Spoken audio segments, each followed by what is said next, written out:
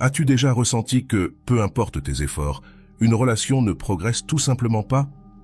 As-tu essayé de résoudre des problèmes, de donner des secondes chances, de justifier des signaux, juste pour te retrouver face à de nouveaux obstacles? Parfois, ce que nous croyons être un défi que nous devons surmonter est en réalité l'univers qui nous dit que ce chemin n'est pas pour nous. Ce n'est pas de la superstition ni de la magie.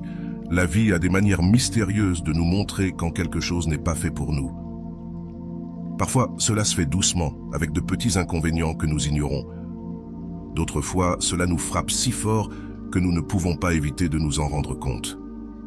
Carl Jung parlait de la synchronicité, ces événements apparemment coïncidents qui ont un sens plus profond. Lorsque l'univers veut te détourner de quelqu'un, il ne le fera pas par des mots, mais par des circonstances, par des signaux qui, si tu les ignores, finiront par devenir trop évidents.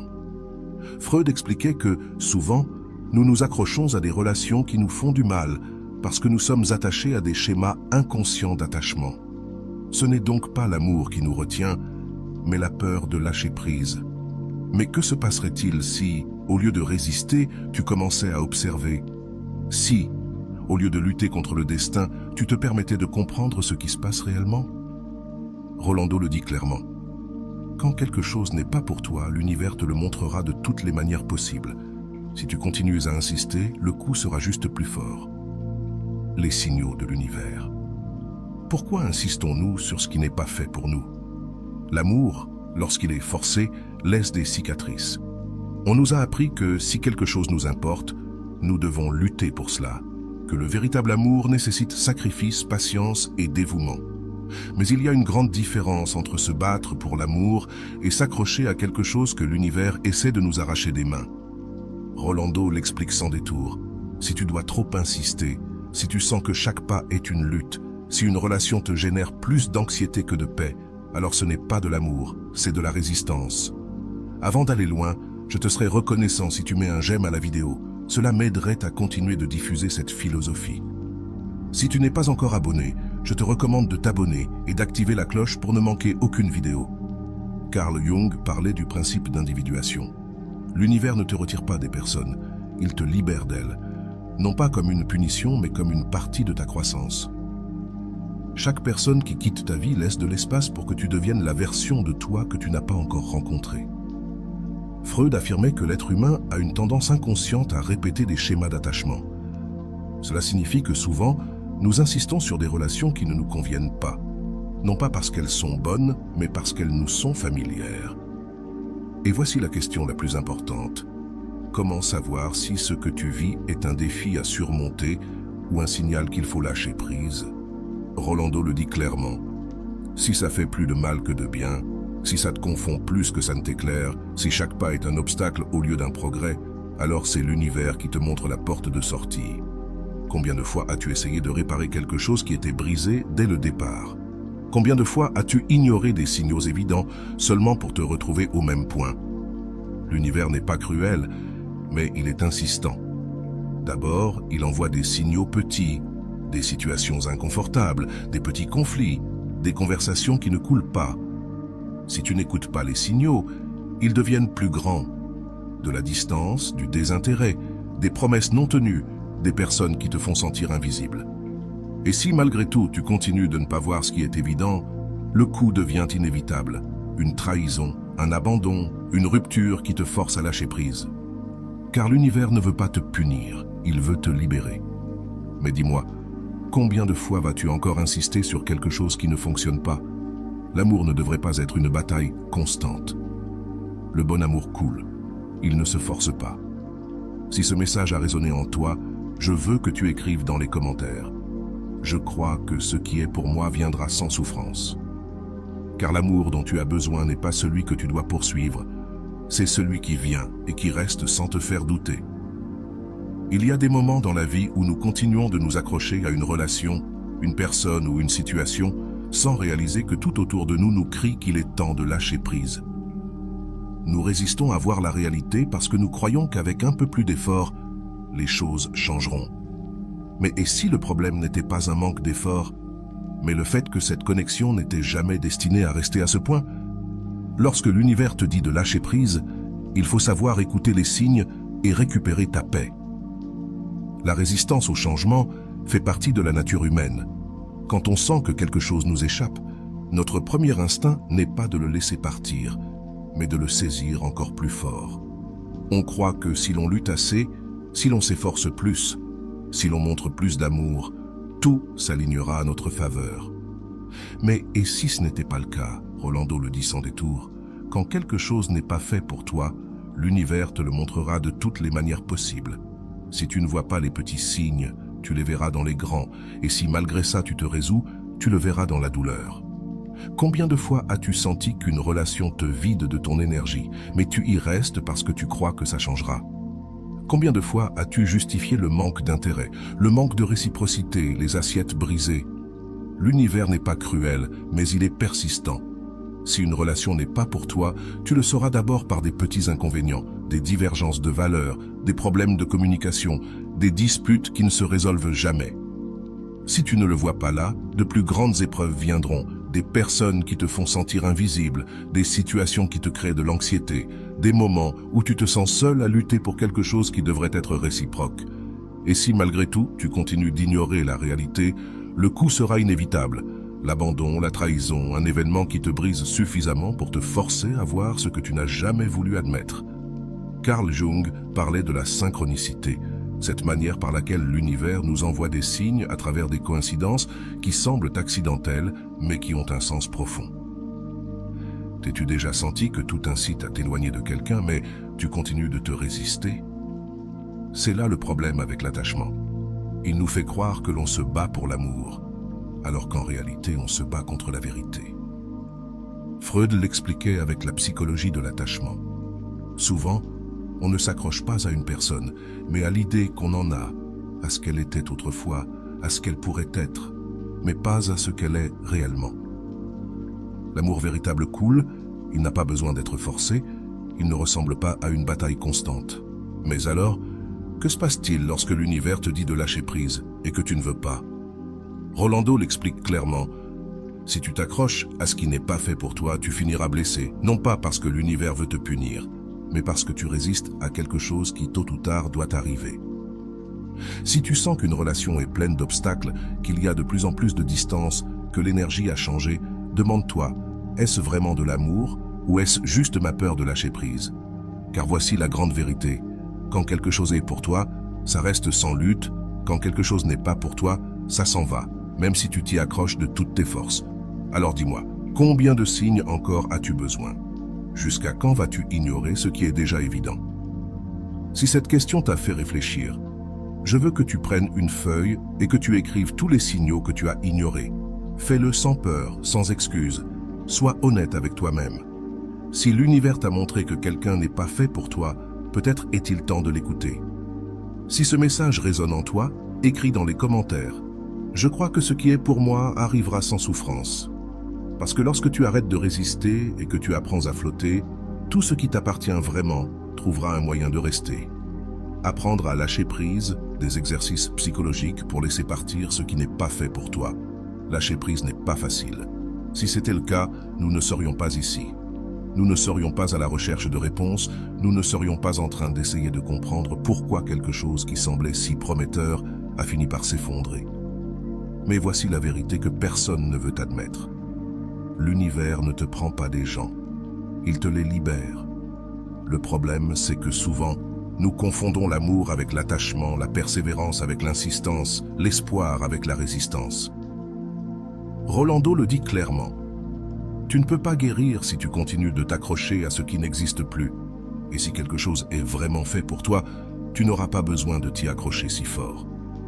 Aujourd'hui, nous allons faire 3 exercices psychologiques qui t'aideront à voir la vérité avec clarté, à lâcher ce qui te lie et à retrouver la paix que tu as perdue en insistant sur ce qui ne devait pas rester. Prends une feuille et un crayon. Ne fais pas ces exercices dans ta tête. Écris, parce que quand nous écrivons, notre esprit est obligé de se confronter à ce qu'il a évité. Exercice 1. La lettre de la vérité. Pense à cette personne que l'univers t'a éloignée. Peu importe si c'était quelqu'un que tu aimais, quelqu'un avec qui tu as eu une relation échouée, quelqu'un qui a tout simplement disparu de ta vie sans explication. Maintenant, Je veux que tu écrives une lettre adressée à toi-même, pas à cette personne. Dans cette lettre, tu vas répondre avec honnêteté complète. Pourquoi t'es-tu autant accroché? Quels signes as-tu ignorés? Comment serait ta vie si aujourd'hui tu décidais de lâcher prise? Sois brutalement honnête. La vérité fait mal, mais le mensonge prolonge la souffrance. Lorsque tu termines la lettre, lis-la à voix haute. Écoute tes propres mots et demande-toi, est-ce que je veux vraiment continuer à porter ce fardeau?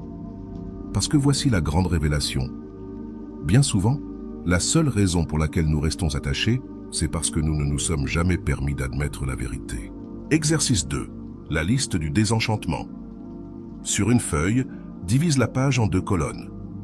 Dans la première, écris tout ce que cette relation t'a donné. Moments heureux, apprentissage, choses pour lesquelles tu as été reconnaissant. Dans la deuxième, écris tout ce que ça t'a pris. Énergie, temps, paix mentale, estime de soi. Lorsque tu as terminé, regarde la deuxième colonne. Si elle pèse plus lourd que la première, alors tu sais déjà la réponse. Ce lien n'était pas de l'amour, mais de l'épuisement. John Bowlby, avec sa théorie de l'attachement, disait que les relations qui nous font le plus souffrir ne sont pas nécessairement les plus significatives, mais celles qui nous ont fait nous sentir les plus incertains. Si une relation t'a fait douter de toi-même plus de fois qu'elle t'a fait te sentir en sécurité, alors ce n'était pas de l'amour, c'était de l'attachement. Et l'attachement ne se guérit pas en insistant, il se guérit en lâchant prise. Exercice 3. Le miroir de la nouvelle réalité. C'est le plus puissant, mais aussi le plus difficile. Regarde-toi dans un miroir, observe tes yeux. Maintenant, je veux que tu te poses cette question. Si je savais avec certitude que quelque chose de mieux m'attend, est-ce que je continuerais de m'accrocher à ça? Pense à la réponse, ressens-la, et maintenant je veux que tu te dises à toi-même à haute voix, je crois que ce qui est pour moi arrivera sans souffrance. Je n'ai pas à le poursuivre, je n'ai pas à mendier pour ça, je n'ai pas à m'accrocher à ce qui ne me choisit pas. Aujourd'hui, je choisis de lâcher prise. Respire profondément, ressens le poids de tes paroles, parce que c'est à ce moment précis que tu commences vraiment à guérir, quand tu choisis de lâcher prise, non pas parce qu'on te l'impose, mais parce que tu l'as décidé. Si ce message a résonné en toi, écris dans les commentaires. Je crois que ce qui est pour moi arrivera sans souffrance. Parce que la paix ne se trouve pas dans ce que tu insistes à retenir, mais dans ce que tu permets finalement de lâcher. L'univers est le prix que nous payons pour résister à lâcher prise. La brise de la ville de Mexico apportait avec elle une sensation de nostalgie et d'adieu. Sophia le ressentit sur sa peau tandis qu'elle marchait sur l'avenue, sans but précis, l'esprit enchevêtré dans des pensées qui pesaient plus que n'importe quelle valise. Elle avait été dans cette relation pendant 3 ans durant lesquels elle avait investi tout ce qu'elle avait. Amour, patience, sacrifice, et maintenant, après tout cela, elle était seule. Marco était parti, pas du jour au lendemain, mais petit à petit. D'abord les appels moins fréquents, puis les messages plus froids. Ensuite, la sensation que, bien qu'ils soient ensemble, en réalité, ils ne l'étaient plus. Sophia le savait, elle l'avait ressenti bien avant qu'il ait le courage de le dire, mais elle s'était accrochée, car l'amour ne devait pas être quelque chose qu'on laisse partir si facilement, n'est-ce pas? Parce que lorsqu'on aime quelqu'un, on se bat pour cette personne. Parce que si tu continues d'essayer, si tu donnes encore plus, éventuellement la connexion reviendra. C'était ce qu'elle se répétait chaque nuit, tandis que Marco s'éloignait de plus en plus, jusqu'au jour où elle ne put plus soutenir ce mensonge. Marco lui dit franchement les choses. Il ne voulait plus continuer. Ils ne voyaient pas de futur ensemble. Ce n'était pas elle, c'était lui. Sophia l'écouta en silence, le cœur serré dans sa poitrine, la gorge en feu de colère contenue, l'esprit hurlant qu'elle devait faire quelque chose, dire quelque chose, le convaincre. Mais elle ne le fit pas, car au fond, l'univers lui avait déjà donné tous les signes. Elle les avait ignorés, les avait déguisés en espoir, mais ils étaient là. L'univers ne la voulait plus là, et maintenant, au milieu de l'avenue, avec l'air frais frappant son visage, elle comprit qu'elle ne pouvait plus se battre pour quelque chose qui n'existait plus. Marco ne s'était pas éloigné ce jour-là, il s'était éloigné depuis des mois, et elle avait été la dernière à s'en rendre compte. Elle respira profondément, la douleur était là, Mais pour la première fois, elle ne ressentait pas le besoin de s'accrocher. Elle regarda son téléphone. Il n'y avait pas de message de sa part, elle ne le saurait pas. Sophia ferma les yeux un instant, laissa la ville l'enlacer et continua à marcher sans regarder en arrière, car cette fois, elle avait aussi décidé de partir. Si cette histoire a résonné en toi, je veux que tu écrives dans les commentaires. Je fais confiance au fait que ce qui est pour moi viendra sans souffrance, car la vie ne te prend pas des personnes, elle te les libère. Passons maintenant à la deuxième partie de l'histoire, où nous verrons comment Sophia a reconstruit sa vie et ce qui s'est passé lorsque, des mois après, Marco a essayé de revenir. Ne le manquez pas. Des mois passèrent depuis cet après-midi où Sophia décida de ne pas regarder en arrière, et bien que son cœur portait encore les cicatrices de ce qui avait été, chaque jour, elle sentait que le poids était un peu plus léger. La vie continue. Au début, avec difficulté, il y avait des matins où elle se réveillait avec l'inertie de lui écrire, l'impulsion de vérifier s'il avait laissé un message, un signe de regret, mais elle ne le fit pas, car elle savait que si, réellement, il avait voulu rester, il ne serait jamais parti. Elle apprit donc à remplir les vides, reprit les livres qu'elle avait laissés de côté, retourna au café où ils allaient, mais cette fois seule, et peu à peu, elle découvrit que la vie continuait, au-delà de l'absence de quelqu'un. Puis, quand la douleur cessa d'occuper chaque espace, Marco réapparut. Le message arriva un mercredi soir. « Comment vas-tu » Si simple, si décontracté, comme si des mois ne s'étaient pas écoulés. Sophia regarda l'écran, ressentant que le passé frappait à sa porte, non pas avec nostalgie, mais avec la sensation que l'univers lui offrait une dernière épreuve. Elle respira profondément, ne répondit pas immédiatement, car cette fois, elle ne ressentait plus le besoin de le faire. Marco insista. « J'ai beaucoup pensé à toi. On peut parler ?» Sophia sourit tristement, non pas que cela lui fit mal, mais parce qu'elle comprenait maintenant ce qui s'était passé. L'univers l'avait forcée à lâcher prise pour qu'elle puisse voir la vérité avec clarté. Et la vérité était simple. Marco ne l'avait pas choisi quand il en avait l'opportunité, et maintenant qu'elle avait appris à aller bien sans lui, son absence était devenue son plus grand regret. Mais Sophia n'était plus au même endroit. Elle n'avait pas besoin de clôturer des cycles. Elle n'avait pas besoin de réponse. Elle n'avait pas besoin de reprendre quelque chose qui avait déjà accompli son but dans sa vie. Alors, elle fit ce qu'elle n'aurait jamais cru pouvoir faire.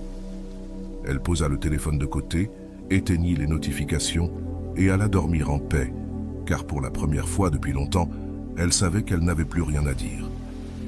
Si cette histoire a résonné en toi, je veux que tu écrives dans les commentaires. Je fais confiance au fait que ce qui est pour moi viendra sans souffrance, car lorsque l'univers te force à lâcher prise, c'est toujours pour que tu puisses recevoir quelque chose de mieux. Passons maintenant à la dernière partie de l'histoire, où nous verrons comment Sophia comprit que son amour-propre valait plus que n'importe quel retour tardif. Ne le manquez pas.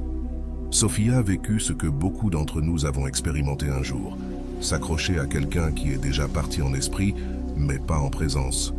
Son histoire nous montre quelque chose d'important. L'amour ne disparaît pas d'un coup, mais l'indifférence le tue lentement. Rolando le dit sans détour. Lorsque quelqu'un cesse de t'apprécier, la meilleure réponse n'est pas d'en donner plus, mais de t'éloigner. Mais voici la question. Pourquoi nous résistons-nous tant à lâcher prise face au mécanisme d'attachement, cette tendance humaine à nous accrocher à ce qui nous est familier, même lorsque cela nous fait du mal ? Sophia n'insiste pas sur Marco parce qu'elle l'aimait encore, mais parce qu'elle avait peur de perdre la version de lui qui l'avait un jour rendue heureuse. Et c'est là le plus grand des erreurs que nous commettons dans une relation qui est destinée à se terminer. Nous nous accrochons aux souvenirs, non à la réalité. Carl Jung disait que ce que nous nions en nous finit toujours par se manifester dans notre vie.